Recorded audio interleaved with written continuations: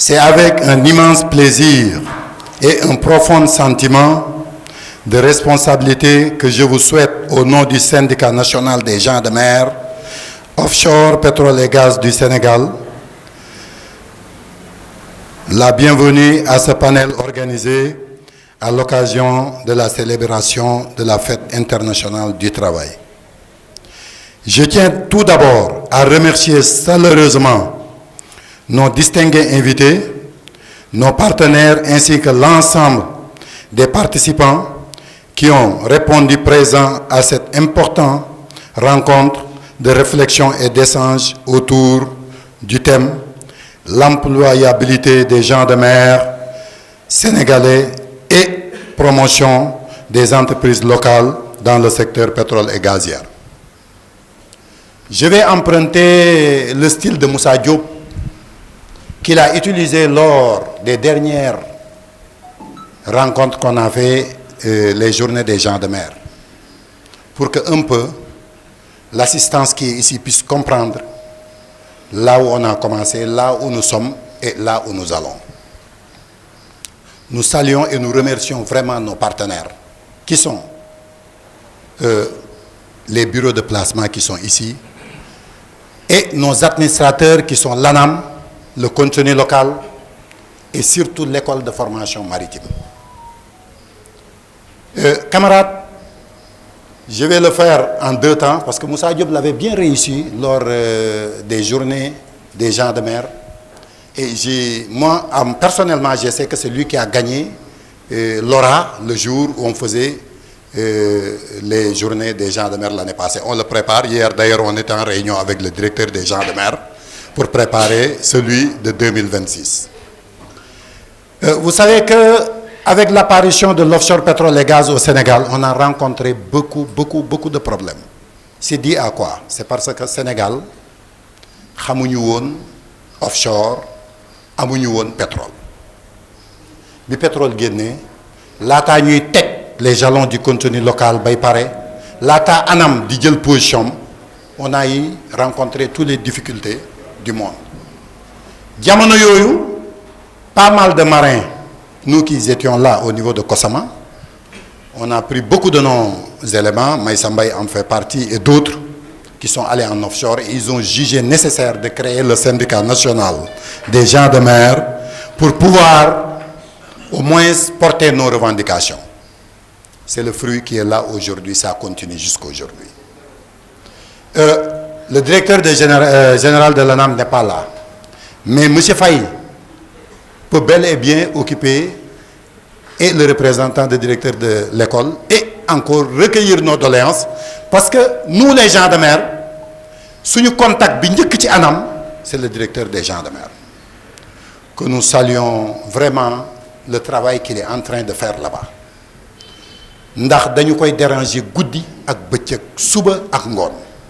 Ñu nekkoon ci phase bu difficile bu ñàkkoon compréhension suñuy diggante parce que l'offshore est arrivé au Sénégal amuñu benn convention bu ñuy régir suñu diggante ak major yi. Ça nous a causé d'énormes dégâts. Da ngay gis kii di fay lii kii di fay lii kii di recruter lii kii di ba mu dem ba le ministère du travail à son tutelle de l'inspection du travail est rentré dans le jeu ñoom sax ñuy embarquer ay nit ce qui est anormal et mu ngi am ba léegi. Sur ce, camarade loolu pour kon ñu dindi ko gars yi combat la ñu ko defoon. nga xam ne joué na ci rôle bi mu ci war a joué yépp parce que il a pris les devants. Il a rassemblé tous les acteurs du monde maritime pendant des mois, voire même 1 an, au niveau de l'agence à Sacré-Cœur. Nous avons ak temps bi pour faire une convention bo xamni il va nous régir en mer. Ainsi, bi ñu ko défaré ba paré et amna ci date bo xamni kenn ci ñun du ko faté, c'est quand les marins de Sangomar ont opéré la grève au niveau de Sangomar. C'était trop risqué, mais on l'a fait au moins et ça a eu gain de cause parce que le directeur à l'époque avait pris une décision bon nga xamanteni fit la ko jëlé won parce que il a promulgué très rapidement les barèmes de salaire ñu commencé diko fay les marins sénégalais. Lolu moo ñu topp ba léegi et rôle bi ci directeur des gens de mer joué ma di leen ko wax fii tey ñëpp dégg ko mooy moom foofu la téye pédale bi tànkam ne personne du wàcc barème boobu tant que yaa ngi am relation ak Adam moo ñu may tey ñu mën a toog ba marins sénégalais yi xaw a gis seen bopp ci offshore bi mais teewul ba léegi nag monsieur le directeur des champs de mer am na lu des lu ñu war a régler xëy na li ci des bariwul yow xam nga man xam naa ci niveau d'information bi ñu toll mais am na ci ba léegi ñoo nga xamante ni tegooguñu surtout GTA ci yoonu respecter les règles et les lois fii ci biir réew mi bi ci topp ça concerne l'embarquement des marins sénégalais loolu day concerner et l'ANAM et la direction et le secrétariat du contenu local où son représentant est en cours de route mu ngi ñëw parce que dafa nekk ci leneen ñu ngi leen di yëgalit ne le directeur général de l'ANAM voulait bien venir mais calendrier bi dafa chargé il a 2 organisations aujourd'hui woo nañu ne wax dëgg yàlla mi ngi xool bu xatul balaay jeex dina ñëw su ñëwul lu fi fay jëlee dina ko yóbbul. Deuxième point boobu may waxtaane ça concerne et l'ANAM et le contenu local parce que marins sénégalais yaa ngi nii toog dans nos panels dans nos rencontres partout tout le monde est frustré et c'est très normal parce que les ressources appartiennent au peuple bu ñu koy wax dans la constitution su ci peuple bi du ñu ko sàmm di ko séddoo c'est pas quelque chose que l'on partage maison par maison ou bien personne par personne liñ ci njëkk a sentir les premiers retombées de nos ressources na marin bi dem liggéeyi ñu fay ko liñ ko war a fay jox ko ak xam mu yóbbu këram comme j'ai l'habitude de le dire day dem ba ci maire bi jaay caaf ci koñ bi dina ci gis boppam mais suñu ñu formé ñun génne école wala ñu def formation par carrière et tout pare offshore bi nekk fi ñu liggéeyiwuñu ci vraiment su boobaa day daal di indi beneen frustration boo xam ne moo fees tel actuellement ci dënnu marin yi mais foofu nag en tant que seen secrétaire général dama leen bëgg a wax ne leen ci wàllu contenu local dinañu demaat waxtaan ak ñoom parce que ñi ngi waxtaan ak ñoom on est en bonne collaboration avec eux ANAM fépp fi mu ci war a taxawee mi ngi ko ci taxawale moom dow li xewaat te war a nekk li nga xam ne mooy déclencher affaire bi moo doon ñu pare woon tey ci suñu convention bu ko defee bu ñu paree ci suñu convention nag ñu mën a attaquer yeneen combat mooy embarquement marin parce que dans la convention on a pris la peine de faire que képp kuy demati géej ak foo mënti jógee corporation boo mënti bokk c'est l'ANAM qui va gérer ces dossiers loolu bu amee ba pare nag combat embarquement day daal di yomb.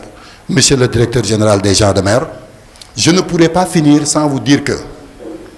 après plusieurs formations les marins rouspètent toujours dans leur intérieur que ni dafa am benn diplôme bu leen di bloqué yow dox nga ci li nga ci war a dox ñun dox nañ ci li ñu ci war a dox jox nañ ñu matelot qualifié ci seen i pexe on vous en remercie beaucoup car à la passerelle ak car à la machine mu des qualifié machine ak qualifié pont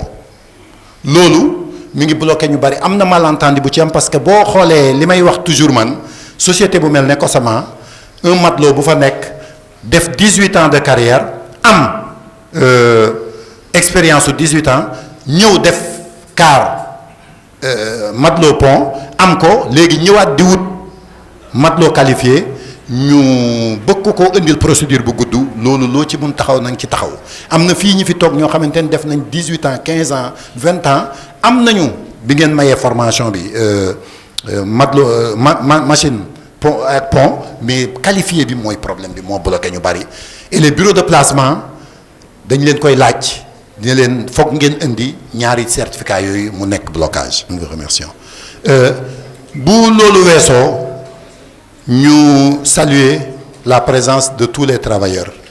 c'est temps bi dafa xaw a gàtt waaye seeni métit ak seeni naxar fu ñu toll muy guddi muy bëccëg ci la ñu taxaw muy secteur pêche muy secteur commerce offshore bii mujj a ñëw ñi ngi ci taxaw niñ ci war a taxawee ma di leen ñaan ñu wàccee xadar yi tuuti parce que je vous écoute je vous suis boo gisee yu bari ci vidéo gi yëpp génneetuñu ko pour ma leeralal leen ko parce que tey bisu leeral la dañu nekk ci benn phase de transition boo nga xamante ni et le contenu local et l'ANAM et le ministère du travail ñi ngi toog di liggéey pour dugg ci dernier tournant bi loolu àndul ak coow àndul ak bruit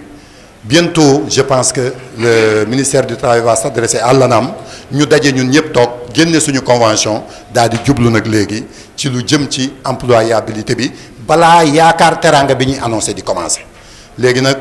temps bi daf ñu njatt parce que tey DG mi dafa war a demaat ANAM waa continuer xam ngeen ku ne ci organisation tey da nga war a organiser mais on a pris le risque de le faire cette année parce que bu ñu demaan ci suñu centrale yi on passe inaperçu. Parce que nous savons que le monde maritime, il est un peu spécifique. Beaucoup de corporations. Et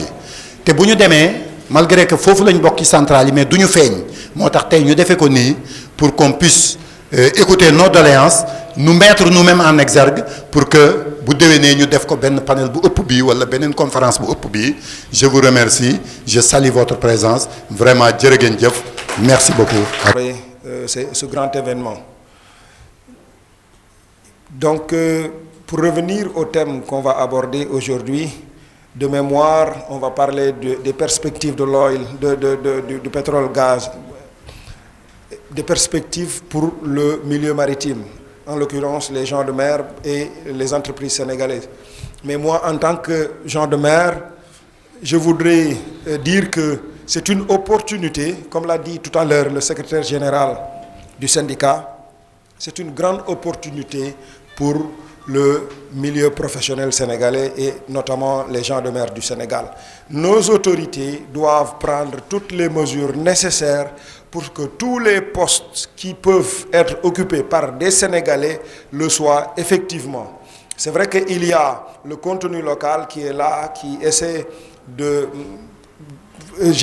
mettre en place un cadre réglementaire, mais il faudrait que les choses soient davantage accélérées pour qu'on puisse vraiment